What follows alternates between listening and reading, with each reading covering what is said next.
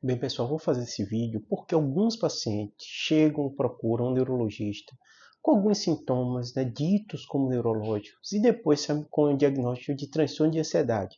E porque às vezes é tão difícil de convencimento do paciente para ele entender, Então vamos lá, só para vocês entenderem. Vários pacientes com transtorno de ansiedade, eles chegam e procuram ajuda médica porque começam a ter alguns sintomas neurológicos.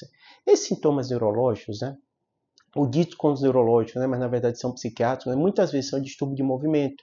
O paciente tem uma certa dificuldade de ficar parado, começa a ter um movimento anormal, alguns têm alguns espasmos, Alguns pacientes queixam de dor. Dor é muito comum no paciente com transtorno de ansiedade, então ele busca o neuro para ver se não é um tumor, se não tem algum problema neurológico que está ocasionando essa dor, Muitos pacientes têm desmaio, eles têm crises, Muitas vezes essa crise do pânico, que é o clássico, o paciente sentir uma palpitação, uma dor no peito, às vezes chega um paciente que realmente ele perde a consciência por causa disso. Claro que toda vez que a gente fala em transtorno de ansiedade, a gente vai ter que passar por uma série de etapas de investigação.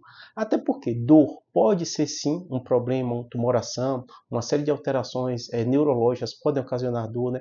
Um paciente que desmaia pode ter epilepsia, pode ter crise de ausência, pode ser uma série de alterações, a síndrome vasovagal, que também dá desmaio. Então o médico vai fazer toda essa investigação até chegar a essa conclusão. Por que eu estou falando para vocês? Porque vira e mexe chega paciente que recebeu a princípio essa investigação de forma adequada, ele fica na dúvida do diagnóstico, ou não aceita o diagnóstico que o médico deu de que aquilo tinha relação com transtorno de ansiedade. E às vezes esse paciente foi muito bem investigado, tem exame, tem toda uma avaliação, e realmente chega o momento do médico explicar que essas alterações, essas crises, o transtorno de ansiedade pode sim dar esse problema neurológico. Mas como eu falei com vocês, normalmente, até chegar a essa etapa, esse paciente passou pelo neuro, ele foi investigado muitas vezes pelo clínico, Muitos desses pacientes têm avaliação cardiovascular, achando que está tendo algum problema cardíaco, Até que chega o ponto que essas investigações elas vêm negativas, o médico, o clínico, o cardiologista, o neuro, chega ao paciente para abordar essa possibilidade e encaminhar ele para o especialista que é o psiquiatra.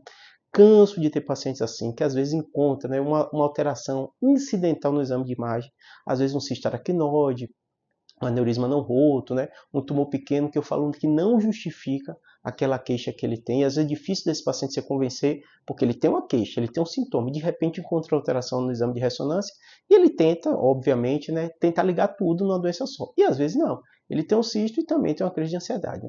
Quando o médico está acostumado a lidar com isso, ele consegue diferenciar muito bem o que é sintoma de uma doença e o que é sintoma do outro, tá bom?